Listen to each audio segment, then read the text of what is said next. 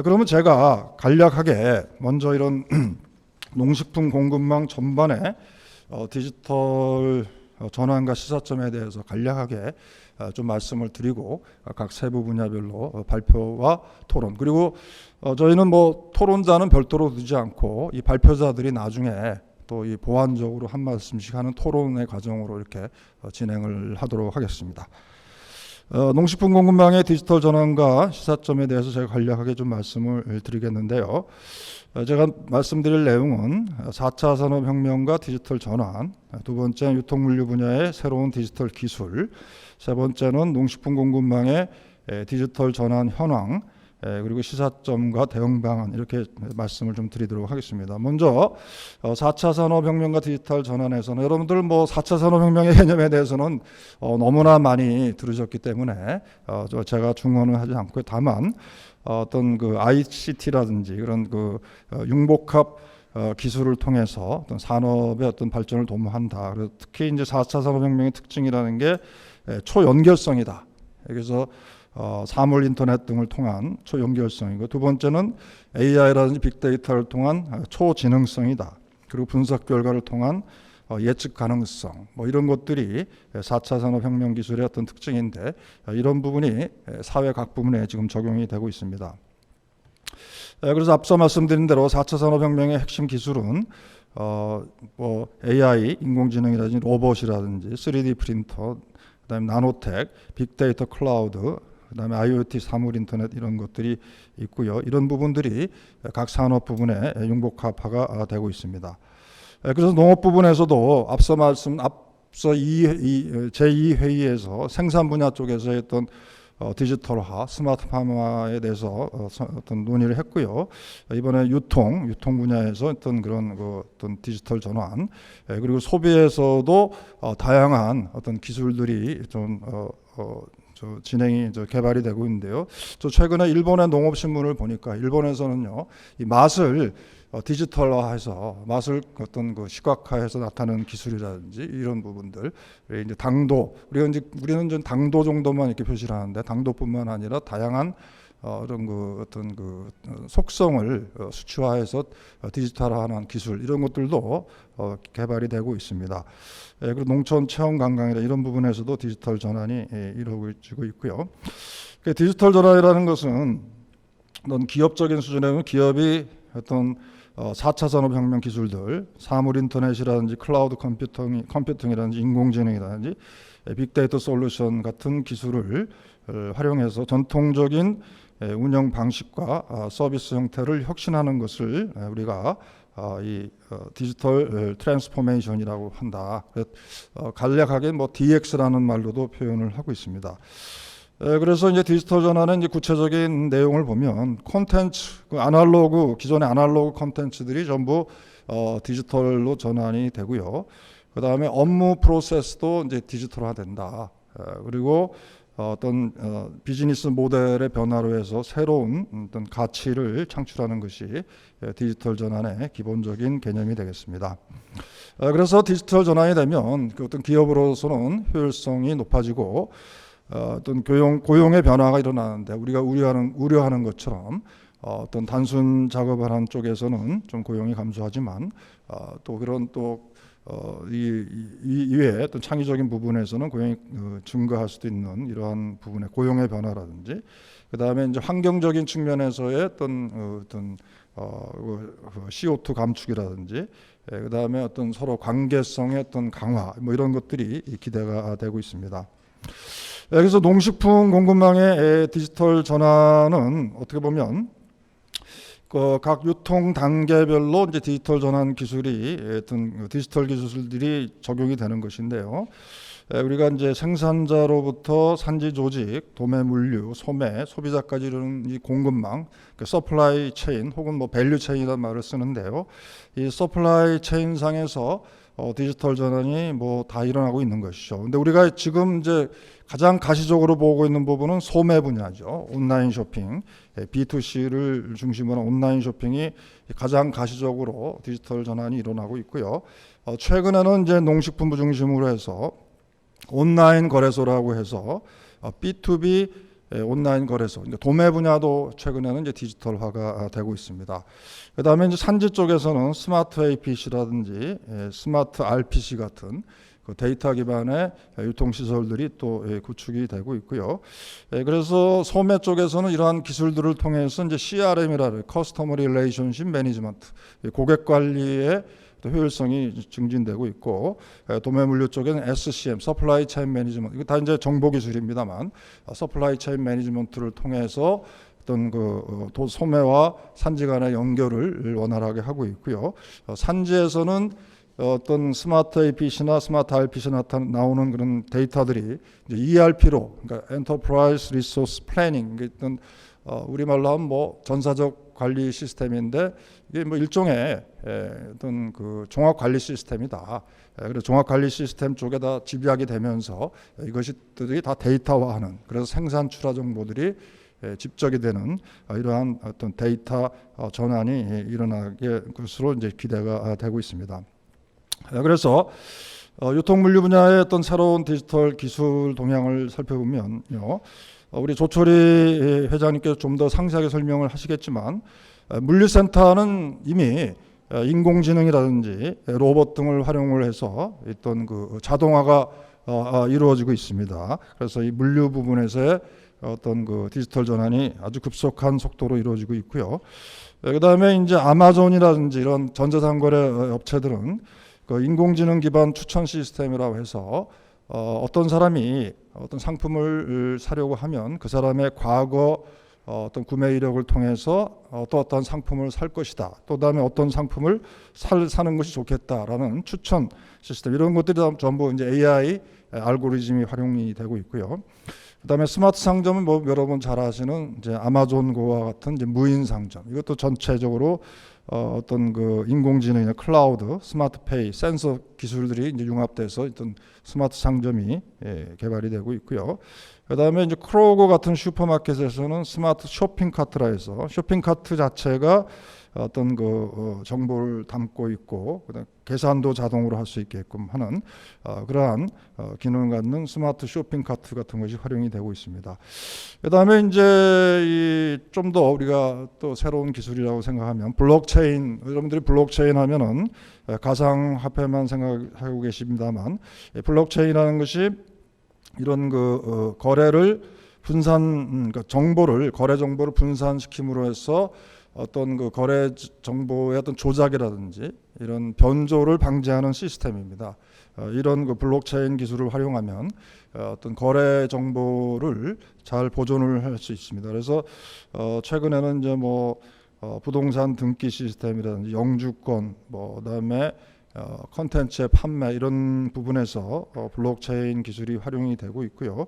그래서 이런 부분들이 이제 월마트에서는 돼지고기의 이력 관리 시스템이 활용이 되고 있습니다. 그러니까 이 원산지부터 시작해서 돼지고기의 어떤 유통 과정상에서의 온도 관리, 뭐 이런 부분들이 블록체인 기술을 해서 도입을 하면 어떤 그 데이터의 위변조가 불가능하기 때문에 소비자의 신뢰성을 높일 수 있다. 이런 측면에서 블록체인 기술이 이제 활용이 되고 있고요. 최근에는 이제 우리 농산물에서도 친환경 농산물 인증이라든지 원산지 뭐 표시라, 이런 것들이 사실 위변조가 가능한데 블록체인 기술을 이용하면 그런 부분에서 소비자들의 어떤 신뢰도를 향상시킬 수 있을 것으로 기대가 됩니다. 그다음에 최근에 또 하나의 어떤 새로운 동향은 메타버스라는 것인데요. 메타버스라는 게 이제 현실 세계를 의미하는 유니버스와 가상, 추상, 이런 걸 말하면 메타, 그러니까 가상 공간이죠. 그러니까 쉽게 말하면 그 그림에서 나타나듯이 아바타를 통해서 어떤 어떤 활동, 가상 공간에서 활동을 하는 것이 이제 메타버스다. 근데 이 메타버스가 사실은 이제 원래 게임에서 이렇게 나타났습니다만, 이 게임 같은 데서만 국한하지 않고 이게 앞으로는 이제 비즈니스나 이런 부분에 이제 활용이 많이 될 것으로 이제 예측을 하고 있습니다. 그래서 사실은 앞으로 우리가 좀 이런 그 메타버스와 같은 새로운 또 정보 기술에 대해서도 우리 관심을 많이 가져야 되는데요. 좀 앞으로 예상되는 부분들이, 메타버스가 이제 많이 활용이 되면 기업들이 이제 재택근무가 굉장히 늘어나게 될 것입니다. 기업들이 재택근무가 늘어나면 그럼 결국 어떤 거주하시는 분들이 도시에서만 꼭 거주할 이유가 없는 것이죠. 농촌이 이제 거주 공간, 그래서 경관이 좋은 농촌이 어떤 거주 공간으로서의 기능이 좀 재부각이 될 것으로 보이고요. 그다음에 농촌에 이제 어려운 뭐 의료라든지 교육이라든지 이런 것들이 다 원격으로 이제 처리가 되면서 농촌의 주민의 삶이 또 획기적으로 높아지지 않겠느냐. 그리고 지금 뭐 상거래가 이루어지는 부분들도 메타버스로 다 되고 있고요. 저 앞으로 저는 또 뭐 기대 아닌 전망하는 것 중에 하나가 협동조합도 이제 메타버스에서 이루어지지 않겠느냐. 그러니까 오프라인 협동조합보다도 온라인상에서 가상 공간에서 협동조합, 뭐 그러니까 협동조합을 만들고 해체하고 이런 게 굉장히 쉬워지는 것이죠. 그러니까 뭐 뜻 맞는 사람끼리 협동조합도 만들. 그래서 이런 부분이 앞으로 우리 김영일 부장님께서 발표하시겠지만 굉장히 농협한테도 좀 기회이자 위협이 아닌가 이런 생각이 됩니다. 그다음에 사이버 도농 교류 뭐 이런 부분들도 메타버스를 활용해서 가상현실 이런 것들이 도입이 될 것이고요.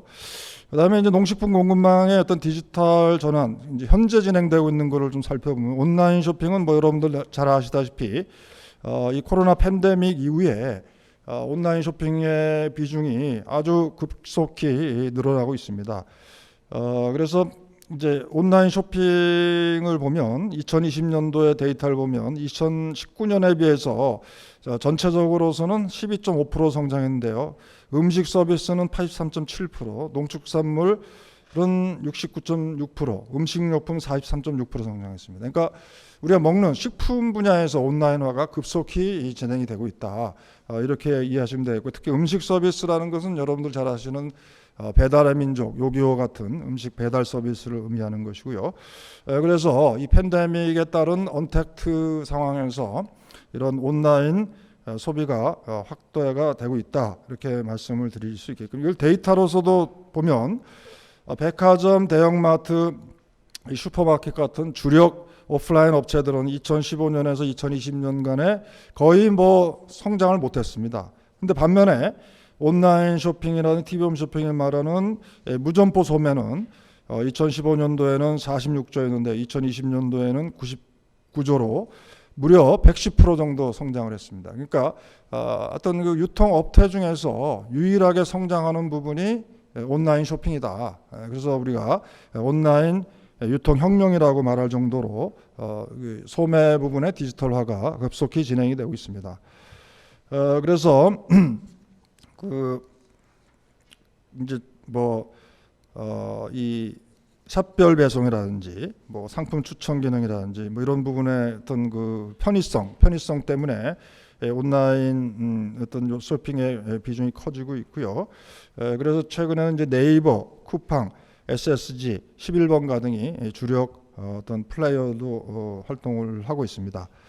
그다음에 최근에는 이 구독 경제라고 해서요, 온라인 쇼핑의 한 분야입니다만 일정한 금액을 내면 주기적으로 상품을 공급해주는 이 부분에 대해서는 우리 조국래 본부장님께서 다시 한번 설명이 있으시겠습니다만 어떤 새로운 비즈니스 모델로서 구독 경제, 우리 식으로 말하면 꾸러미 같은 것이죠. 일정의 회비를 내면 어떤 매달 주기적으로 뭐 김치를 배달해 준다든지 과일을 배달, 이런 어떤 상행이 비즈니스 모델이 이제 커지고 있는데, 이 부분은 사실 우리 산지 입장에서 보면 이런 그 구독 경제가 확산되면 어떤 매출을 안정적으로 가져갈 수 있는 측면에서는 의미가 있다, 이렇게 말씀을 드릴 수가 있겠습니다.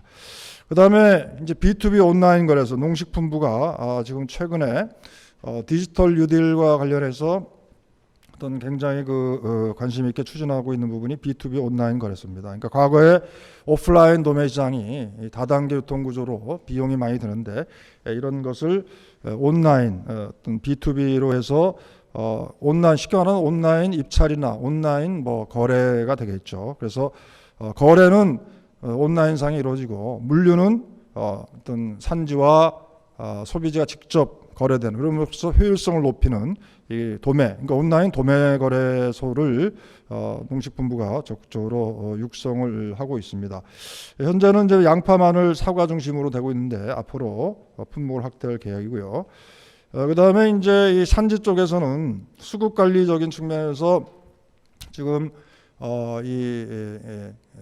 관측 정보들이 활용이 되고 있습니다만, 관측 정보에서 이용하는 뭐 재배 면적이라든지 이런 거 외에 뭐 어떤 그 해외 시장 동향이라든지 그다음에 기상, 그다음에 인터넷상에서의 어떤 그 비정형 데이터 뭐 이런 것들을 종합적으로 분석하는 빅데이터 수급 정보 시스템이 이제 개발해서 활용이 되고 있고요. 그래서 앞으로 이런 그 수급 정보도 어떤 단순한 면적이라든지 뭐 이런 가격뿐만 아니라 어떤 드론에 의한 어떤 착황 정보라든지 그다음에 스마트팜에서 나오는 생산 정보라든지 그다음에 각종 어떤 그 기기에서 나오는 정보들이 다 취합이 돼서 수급 관리의 어떤 그 정보의 어떤 그 질을 높일 수 있을 거로 기대가 되고 있습니다. 특히 이제 가격을 예측하는 데 있어서 기존의 계량 경제적인 모델뿐만 아니라 AI, 딥러닝 알고리즘을 이용해서 가격을 예측하는 부분이라든지 이런 부분은 저희 농식품신유통연구원에서 이런 그 수급 안정 그 어떤 과제에서 저희가 이런 걸 다 함께 개발해본 경험이 있습니다. 그다음에 이제 이 산지에 유통시설도 이제 스마트화가 되고 있는데요. 어떤 그 농산물의 어떤 처리 단계에 이제 정보통신 기술이 접목돼서 시설이나 품질, 물량에 대한 어떤 관리 통제 가능한 그런 것을 이제 우리 스마트 APC라 하는데요. 그래서 선별 저장, 출하 운송, 판매 과정에 ICT를 적용해서 어떤 그 실시간 관리와 통제가 가능한 그런 것이 이제 스마트 APC가 되겠습니다. 그래서 이제 어떤 뭐 선별 관리라든지 선별 데이터라든지 출하 운송 데이터라든지 판매 데이터 이런 부분들이 실시간으로 어떤 수집 분석되는 것이 이제 스마트 APC가 되겠습니다. 물론 그 또 자동화, 어떤 기기의 자동화, 로봇을 활용한 뭐 포장이라든지 선별 뭐 이런 부분들도 이루어지고 것이고요. 거기 또 나오는 데이터들이 활용이 되는 것이죠. 그다음에 이제 산지 유통 조직에서는 이제 ERP 시스템이라 해서 입고 선별 관리, 출하 관리, 정산 관리, 기타 관리해서 이런 쉽게 말하면 뭐 입고해서 출하하는 데까지 어떤 데이터들을 활용을 하는 것이죠. 그런 것들이 다 실시간으로 활용되는 그런 부분들. 그래서 어떤 계약 재배 정보라든지 재배 면적, 밭대기 정보, 입고 정보, 출고 정보 이런 것들이 실시간으로 활용이 되는 것이죠. 이런 산지 유통 조직의 ERP도 이제 개발이 되고 있고요. 근데 다만 아쉬운 것은 이런 부분들이 현장에 잘 쓰고 있지 않다는 것이죠. 농협이 좀 농협 경제 종합 시스템이라는 걸 쓰고 있는데 이건 사후적인 정산 정보입니다. 그러다 보니까 실시간으로 수급 관리나 이런 데 활용하기가 좀 어려운 것이죠. 그래서 앞으로 이 산지 유통 조직, 그러니까 농협에 이런 ERP를 전부 보급을 해서 실시간으로 이런 정보 관리를 할 수 있는 것이 좀 사로잡기 이루어져야 되겠습니다. 예, 이제 간단히 마무리하겠습니다. 그 시사점은 그 농식품 공급망이 디지털로 전환됨에 따라서 이제 유통 효율성이 향상이 되고 소비자 만족도가 증가할 것입니다. 그런데 하여튼 이 디지털 전환에 뒤처진 유통업체라든지 산지유통 조직이라든지 생산자 단체들은 이제 매출 감소로 굉장히 어려울 것이라는 것이고요.